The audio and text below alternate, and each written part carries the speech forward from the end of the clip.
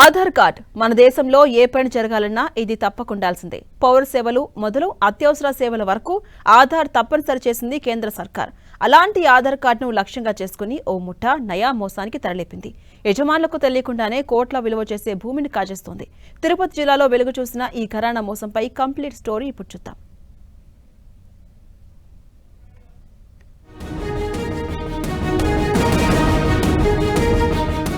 ఇదో కొత్త తరహా భూదందా.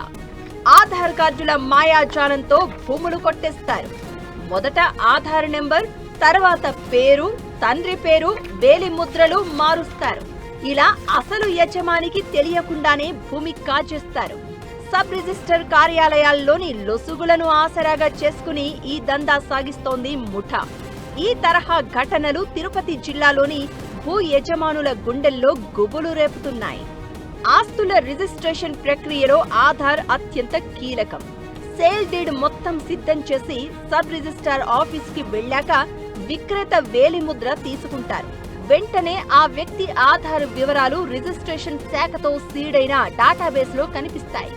అందులో పేరు, తండ్రి పేరు, ఇతర వివరాలు అన్నీ సరిపోతే భూమికి అసలు యజమాని ఆ వ్యక్తి అని నిర్ధారించుకుని రిజిస్ట్రేషన్ ప్రక్రియ పూర్తి చేస్తారు. లెక్క ప్రకారం చూస్తే ఇందులో ఎలాంటి మోసం జరగడానికి వీల్లేదు. బయోమెట్రిక్స్ మార్చడం అసాధ్యం. అసలు వ్యక్తి వేలిముద్రలు వెయ్యకుండా రిజిస్ట్రేషన్ ప్రక్రియ జరగకూడదు. అయినా సరే మోసం జరిగిపోతోంది.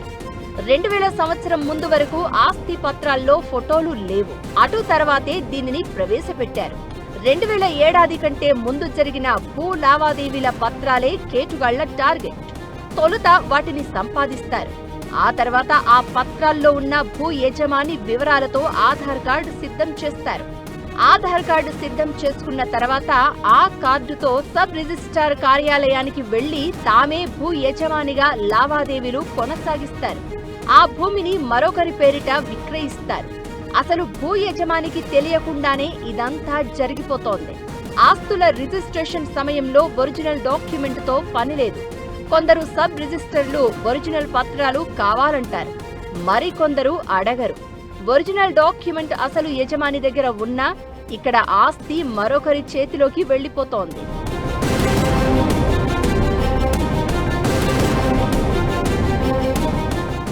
ఆధార్ కార్డులో మార్పులు అంత సులువుగా చేయవచ్చా అన్నదే అసలు ప్రశ్న. గతంతో పోల్చుకుంటే ఆధార్ కార్డుల మార్పులు ఇప్పుడు మరింత కఠినతరమైంది. కానీ ఇక్కడ అక్రమార్కులు తమ ఆధార్ గుర్తింపు కార్డు నెంబరును అలాగే ఉంచుకుని ఇంటి పేరు, చిరునామాను మారుస్తున్నారు. ఇదేదో ఫోటోషాప్ లో చేసిన మార్పులు కూడా కాదు. UIDAI వెబ్సైట్లోనూ మారిన వివరాలే కనిపిస్తున్నాయి. రిజిస్ట్రేషన్ శాఖతో సీడైన డాటాబేస్ లో కూడా అదే కనిపిస్తోంది. స్థానికంగా ఆధార్ సెంటర్లోని సిబ్బందిని మేనేజ్ చేసుకుని వివరాలు అప్లోడ్ చేసినా దానిని అంతిమంగా ఆమోదించాల్సింది UIDAI మాత్రమే.